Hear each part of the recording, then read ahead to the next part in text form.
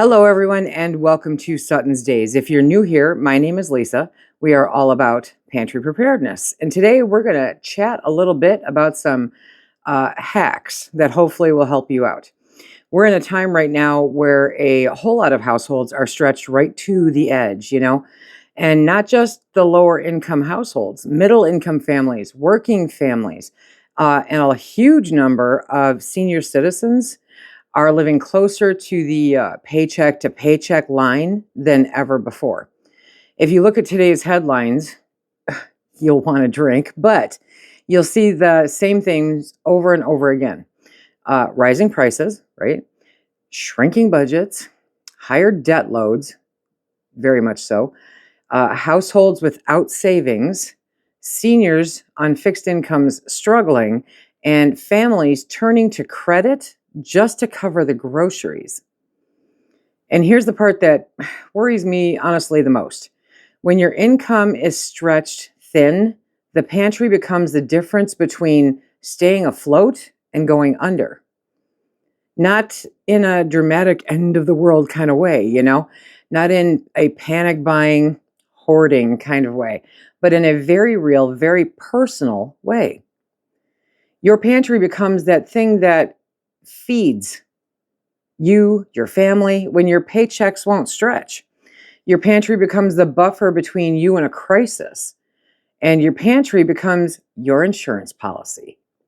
So today we are going to chat about different paycheck to paycheck pantry hacks and how you can build a pantry that saves the month, literally, even if you're on the tightest budget you have ever experienced. There's no shame, there's no judgment, there's no guilt. Just real strategies for real people in real situations, because life is handing us a whole bunch of reality checks right now. And you know me, it isn't about fear. That's not what I'm doing. It's about empowerment. It's about putting control back in your hands if you feel like you've lost it. If you walk away from today's video with even one idea that helps you stretch your budget, lower your stress level, and feed your family with confidence, then we've done something good together today. And that's what I want to do. I want to do something good together. So grab a notebook, a cup of coffee, and let's dig in. Before we dive into different strategies, we need to talk about why this matters so deeply, literally right now, okay? Because paycheck to paycheck households aren't just struggling, they're increasing in number. The recent headlines are showing many households spend 90 to 95% of their income on essentials. Seniors on fixed incomes are falling behind due to rising costs. Borrowing has increased because people are using credit to cover groceries, and over a quarter of all households can't handle even one unexpected expense. This means one thing: your pantry isn't optional anymore. It is essential. When your budget is tight, a pantry stretches that last $20, A pantry lets you skip a grocery trip. It lets you pull from something you already paid for, so your current paycheck doesn't have to. That's a beautiful thing. It keeps you from turning to your credit cards for food, which is almost never a good thing. And it can literally be the difference between stress and stability. Now let's talk about how to build that pantry even when it feels like it's impossible, because it's not impossible. Before buying anything, there are 3 mindset shifts that save more money than any coupon ever will. Number 1, you want to shop your pantry before you shop the store. Treat your pantry like a store. Shop there first. That is the first store you want to go to. People waste hundreds of dollars a year buying duplicates that they didn't need, that go bad because they, didn't get used first and you bought an extra one, I don't have an issue with duplicates per se if they are strategic and intentional. But if you're buying something when you're broke without realizing that you already have 1, 2, or 3 of them at home, that's not good. So you need to shop your pantry first, because it's the best store you'll ever go to. Next, number 2 is you want to build meals around what you have, not what you crave. You're an adult, okay? So this is food, this is what we're going to eat, and this is what we don't have to spend money on. This is how you stretch the month, quite literally. Small, consistent additions beat big shopping trips any day. Picking up one thing here, a couple things there, just to top off what you need is the best feeling. Not having to go spend hundreds of dollars, to go grocery shopping. You don't need $200. You need $5 to $10 a week, consistently with purpose. This mindset can literally save a household $50 to $150 a month with no extra effort at all. Just by shopping your pantry first, building meals around what you have, and then small, consistent backfills. It's the best way to save money. Are you ready to roll up your sleeves? It's time to roll up your sleeves, my friends. Let's go. So these hacks build a powerful pantry using literally $10 a week, $40 a month. That's all you need, okay? Each item must be shelf-stable, affordable, universal, filling, widely available, and quick to prepare, because that just makes life easier, So let's look at some weekly $10 shopping lists. This is going to be fun. I love bargain shopping. It's like a sport. Okay, week number 1 is for $10, 2 pounds of rice, 2 boxes of pasta, 2 cans of tomatoes, whether it's sauce or diced or paste. I highly recommend paste. And 1 can of tuna. That's your $10. Out the door. See you next week. Week number 2 is 2 jars of pasta sauce, 2 cans of veggies, 1 pound of oats, and 1 jar of peanut butter, because it's good. And get the size that keeps you in your $10 budget. Week number 3, instant potatoes, oil, 2 boxed meals, and 2 cans of soup. So with boxed meals, I'm kind of thinking like something like a hamburger helper, that kind of thing. And so I didn't put a quantity on the oil or the instant potatoes, because you're going to make that fit the $10 budget once you put the 2 boxed meals and the 2 cans of soup in there. Whatever's left over, divide and get your oil and your instant potatoes. Week number 4. This is the backbone of any good pantry, okay? Flour, sugar, yeast, and baking powder.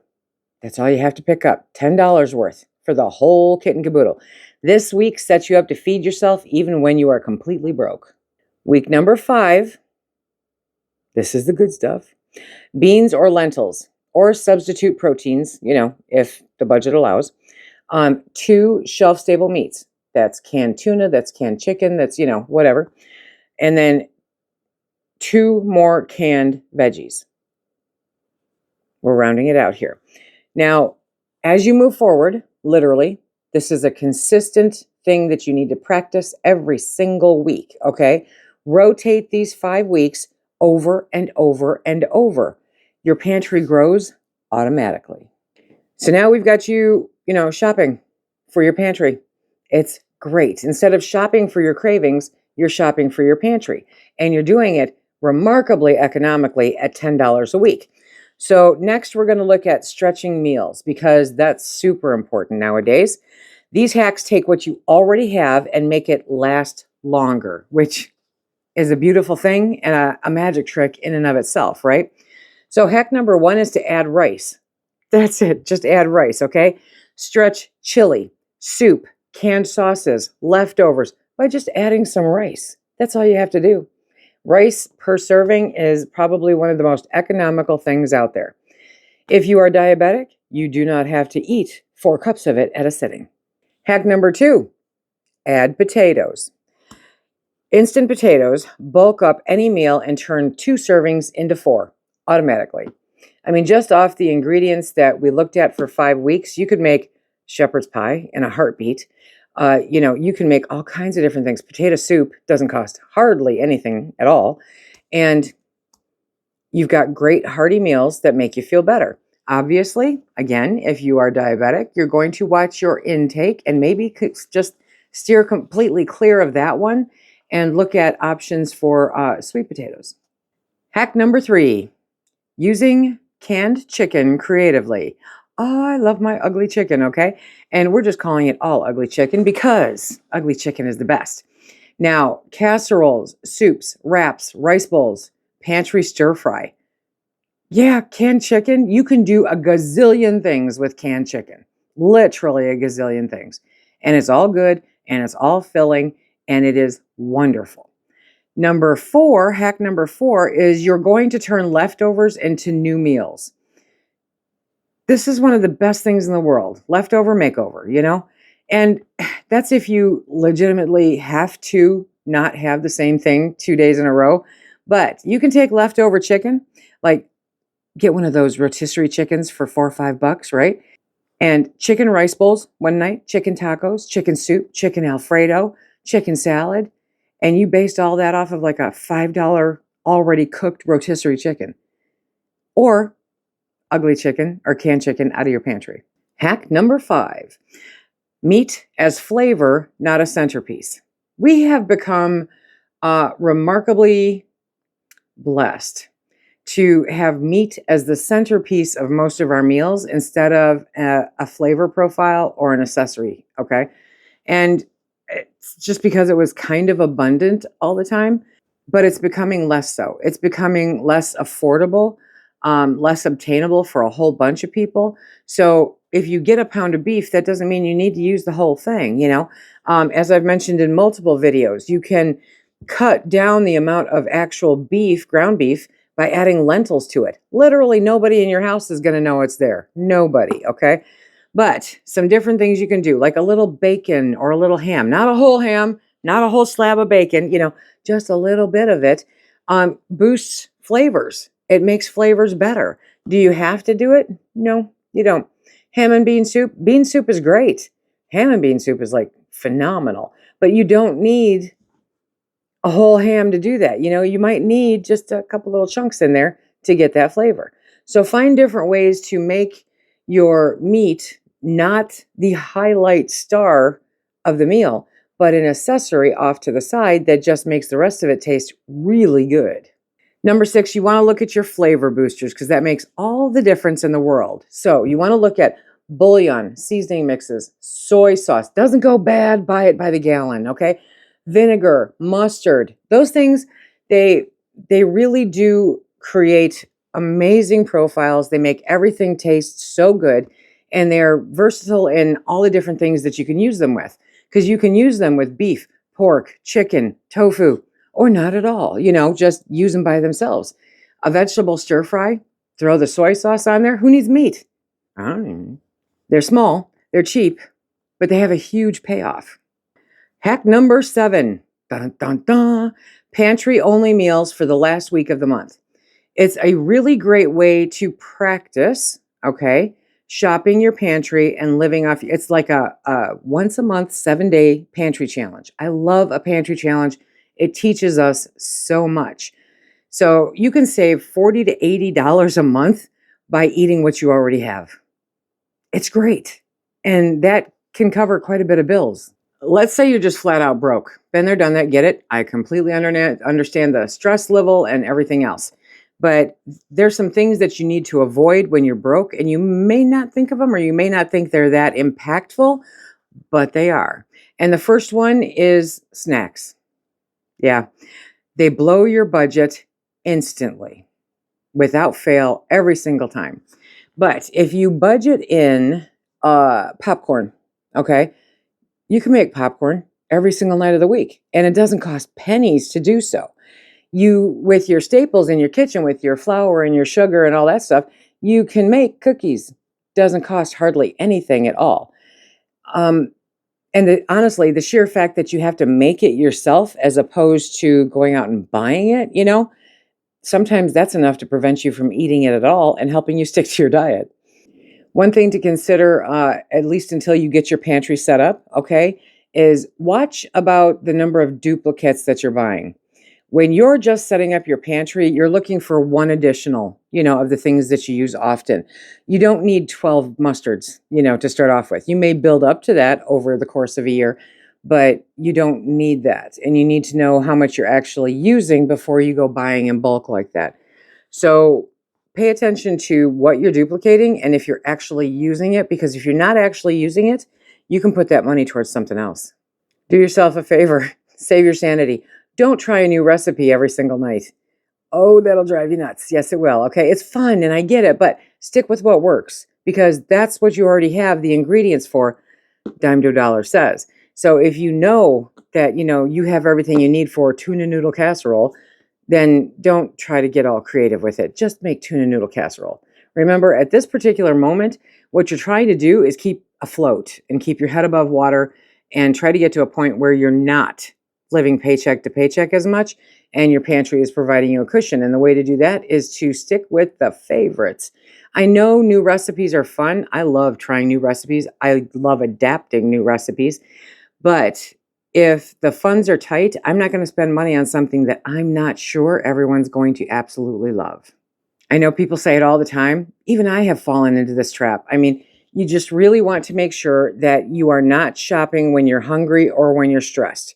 You buy emotionally at that point, not logically. And even though you go, oh my gosh, I'm hungry, so I just need to get what's on my list and get out of here.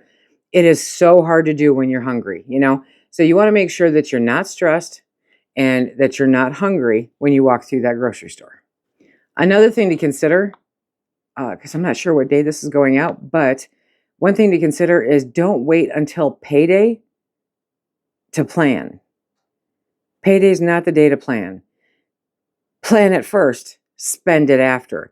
Know what the plan is before you get that money in your hands. Know that this amount of dollar has to go to the electric company and this, has to go to the insurance company and this has to go to the mortgage and what's left over. And then plan from there because that is going to give you the most effective, strategic, and winning plan that you can create. Now, if you're living paycheck to paycheck, it's probably pretty difficult to imagine an emergency pantry, right? For when the money runs out, because at some point it does. So these items carry you through the last 3 to 7 days of a month. So if money's always really tight and the last month is the one that you really struggle bus with, okay, try stocking up a few of these, $10, and you can get quite a bit of these for, almost 10 of them for $10. So you want to take a look at this list and see what you can do to incorporate those into what you already have to get you through that last week before payday. Ramen, instant potatoes, canned soups, shelf-stable milk, oats, pasta and sauce, canned chicken, bread in the freezer. You can buy bread and put it in the freezer and it's good. You don't have to leave it out on the counter waiting for it to go bad. Crackers are always a bonus, eggs, and rice bowls. Now, don't go buy pre-made rice bowls. Have rice for bowls, you know what I mean? But you can add frozen vegetables and stuff to it, and it's very economical, very filling, very good. So create a small tote in your pantry or pantry area saying end of month meals, okay? And these ingredients are what you put in there, or notes about the fact that that's in the freezer. And that's what you put in that tote. That way you've got the go-to place for the end of month, why don't I have any money kind of, menu. It will be remarkably helpful. It'll keep you focused and it will be that safety net that hopefully you don't need, but it's there just in case. With so many more households financially unstable, recently unemployed, the unemployment rate is just, it's going crazy. It's right before the holidays. Everything is just, oh God. So I'm not all about Christmas presents and all, Hanukkah presents and all that. I'm not about gifts for the holidays. It honestly kind of gets on my nerves. But what I want to be my gift to you, okay, is one that I hope will see you through some hard times. You deserve stability. And I want you to remember that. Literally these words, you deserve stability, even when the money is tight. You deserve to walk into your kitchen without fear or anxiety. And you deserve a pantry that supports you, strengthens you and carries you through hard times and hard months, because we all have them. Paycheck to paycheck living is exhausting. And I get it. I know that. But it's not hopeless, and you're not alone. I want you to remember that part too. You're not alone. Small intentional steps can change everything, literally everything. And I'm right here to walk through it with you, to hopefully give you some ideas that you can use, that you can implement, so that you can create that safety net. Tell me in the comments, what is one thing that you're adding to your pantry this week? What is your $10 item out of your next paycheck? Because there's no day like today to get this started. If you want to check out more videos about how to build a pantry, check out this playlist right here. And until next time, everybody, be safe. Keep stacking it to the rafters, my friends.